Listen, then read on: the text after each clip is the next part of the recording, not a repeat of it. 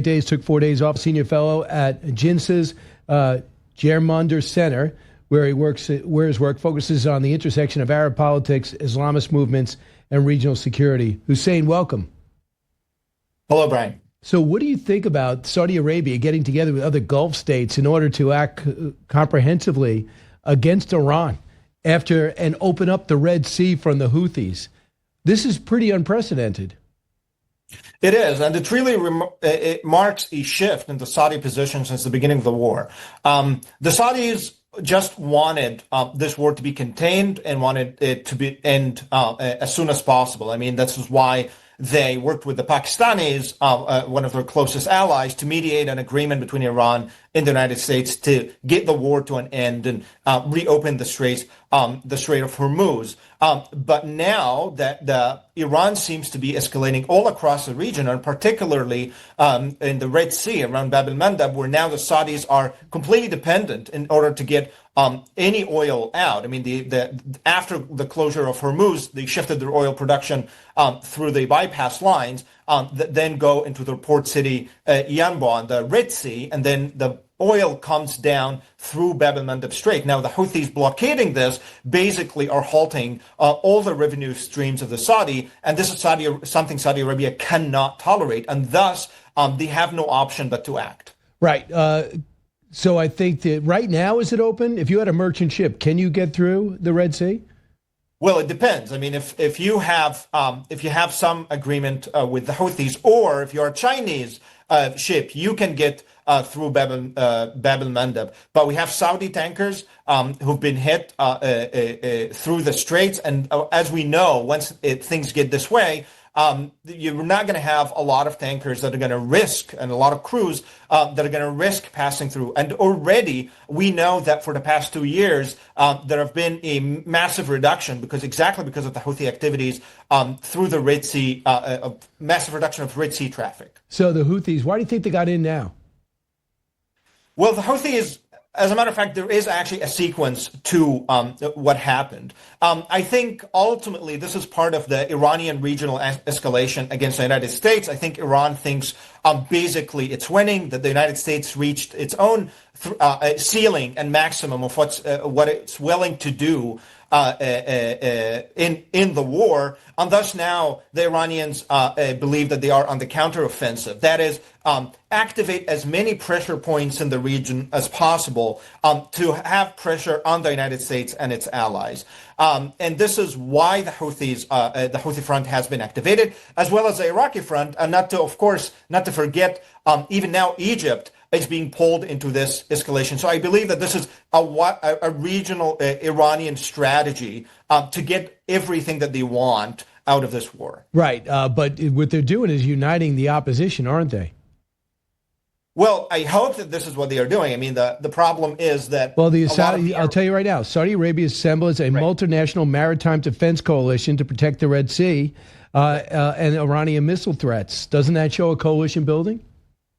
It does show a coalition building and the Saudi convening power to try to bring all of these forces. But the problem is, first of all, you don't have a United States leadership inside that coalition. The UAE, for instance, is not part, and the Saudis and the UAE have been having a rift for nearly a year now. And also the Saudis, since the beginning of this year, they've been assembling this other coalition that's known as the Quad of the R4 of Saudi Arabia, Turkey, Egypt, and Pakistan, in order to provide some security architecture for the region. And despite everything that's been going on, we haven't seen this actually responding to the events or activating in any way. So while this is a positive development, I mean, the Saudis definitely need to bring in as many powers as possible to try to help them maintain the freedom of navigation in Bab el-Mandab.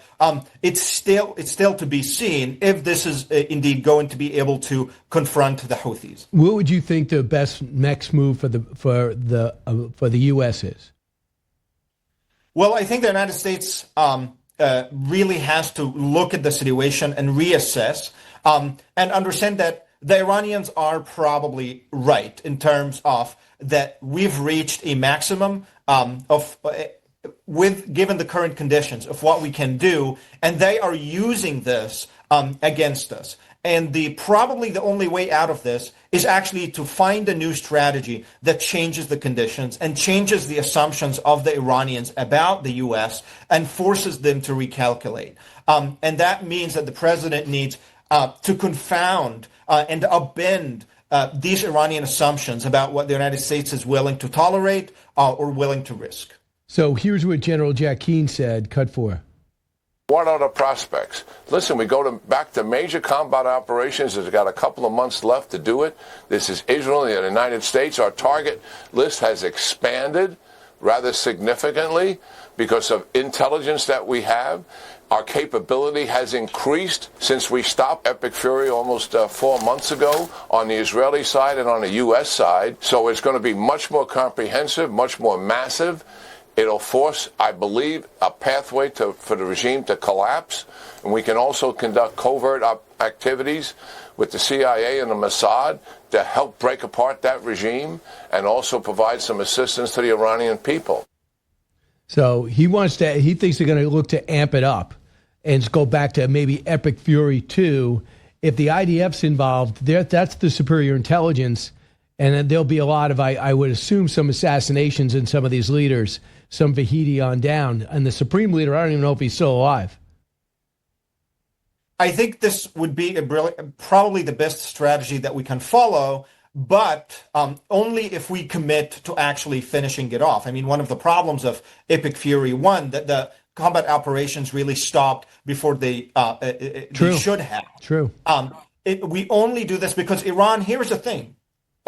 Once we start, Iran knows it's fighting for its survival. They're going to escalate they're going to come at you and our allies, the Gulf primarily, desalination plants, their energy infrastructure. They're going to come at it with everything that they have. Now, the Gulf Arabs, they really do not want to do this. They don't want to lose their energy infrastructure, all of this security risks to their populations. However, I am almost certain that they would be willing to take that pain if it was guaranteed that will ultimately going to resolve the problems and provide a solution to this threat next to them. However, if we're not really going to follow through, then I don't think that the Gulf Arabs would agree to this. Do you think that there's a way to do it? I know it's easy said than done.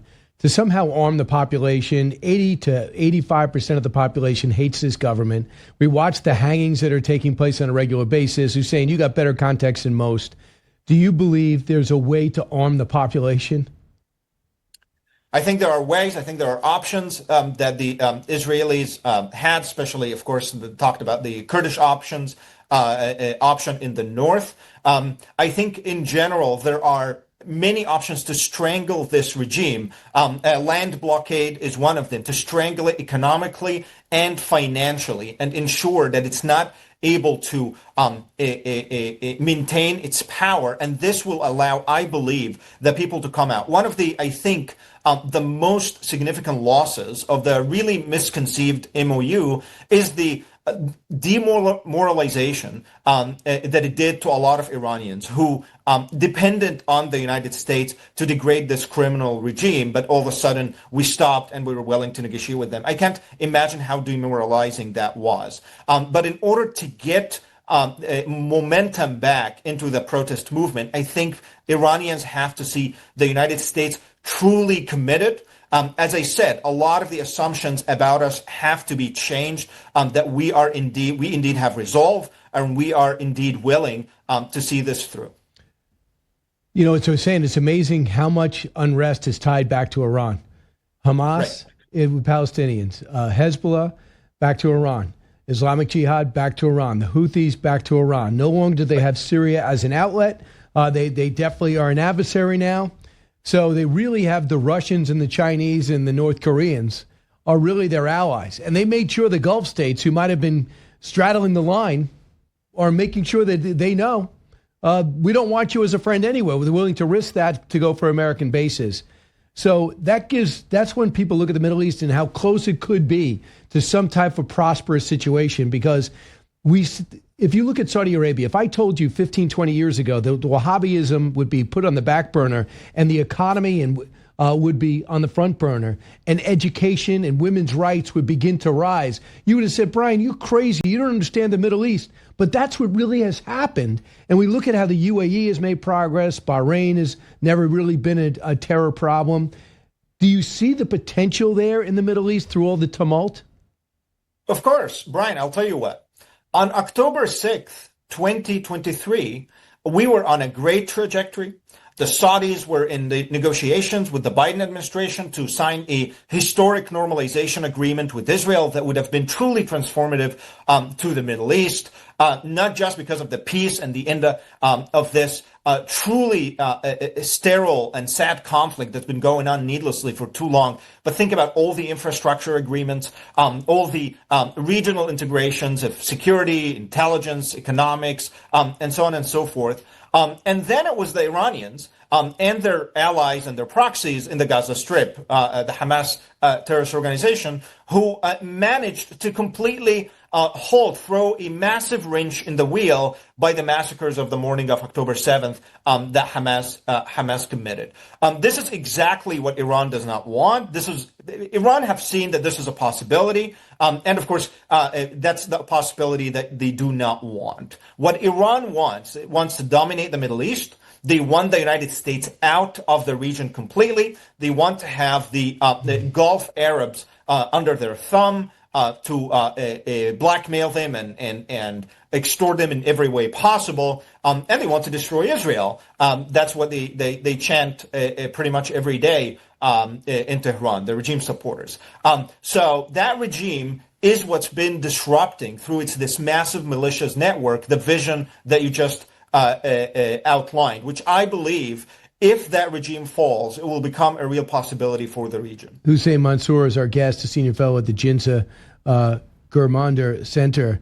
So Hamas, it looks like they've agreed, according to reports, to disarm if the IDF backs out to the yellow line and maybe eventually out, which they would do eventually. And in turn, there's going to be an international force going in there. Are you optimistic? What do you think the next step is? I am extremely cautiously optimistic. First, the agreement, we have to be a little accurate. I mean, the word in the media, it was reported as a disarmament agreement. It's not. It's an agreement about producing a disarmament roadmap. That is, they agreed that this is, now that's actually big. They agreed that this is an end goal, but the agreement itself does not produce that. It produces a 14-day period for them to sit down and negotiate the sequence in which that they want this happen. Now, there are many challenges for this happening. First, we have to remember that they didn't say that they will disarm. They said that they will give their weapons to an inventory or storage, basically an escrow.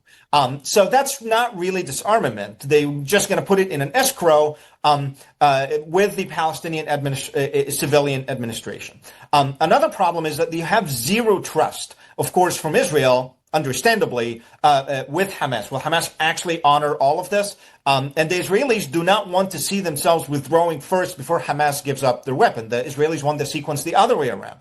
They want to see Hamas giving up their weapons, and then they will withdraw. So there are actually a lot of landmines here to navigate politically and militarily. It's a good start that we know that this is Hamas now agreed that the end goal is that they will be no longer military power. But ultimately, as I said, there's a lot of things to navigate. Also, you have mediators who have different interests. A lot of Arab mediators, indeed, want to see Hamas completely gone. The Egyptians want to see them gone. The Saudis want to see them gone. The Emiratis want to see them gone. But they're not so much the Qataris and not so much the Turks. The Qataris and the Turks want to see Hamas becoming a political movement that still has force inside the Palestinians and disarm, but remain as a Muslim Brotherhood political movement. So here also you have different visions for the mediators themselves. Now we'll see what will come out of this. Again, it's a good start, but there are still a lot of obstacles in the way. Right, and Lebanon too. I just think they'll be a lot more reasonable when they realize the money's dried up. So is the money drying up for Hamas? And I know the priority has always been Hezbollah over Hamas. Is it really drying up for them? The money, it seems so. First of all, the Iranians in a very bad situation at the moment, and the Iranians. It's important to bring the Iranian angle here. The Iranians, of course, will not want Hamas to disarm, especially given the conditions of the war. Now, the Qataris and the Turks have been pressuring Hamas because of their attempt to bring a deal for President Trump. They kicked Hamas leadership, especially Turkey, some of the members of Hamas leadership, to punish them for not agreeing to the agreement at the beginning. So Hamas definitely doesn't have the resources that they used to do. And they are probably running out of finances to pay their own people. And that's why they are willing to negotiate the way they are. Fascinating time. A lot of moving parts. And I can't wait to see what emerges from Camp David. Hopefully we go back and finish the job, Hussein. Hussein Mansour, thank you so much. Thank you. Back in a moment.